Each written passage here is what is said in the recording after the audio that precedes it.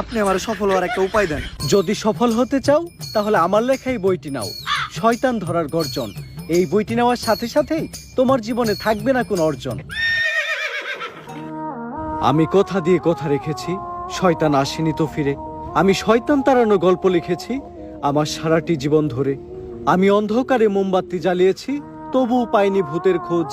আমি ভূতের অপেক্ষায় ছিলাম, ভূত নিজেই হয়েছিল নিখোঁজ। শয়তান ধরার গর্জন, পৃষ্ঠা নাম্বার চুদলিংপং। বাবা এটা তো মন্ত্র না, ছন্দ কইলেন। মার্কেটে আপাতত ছন্দই চলে।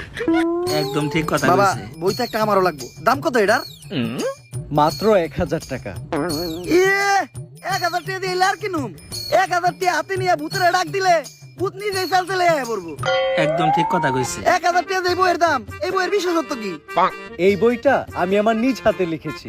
দেহি আতেলে এত খারাপ।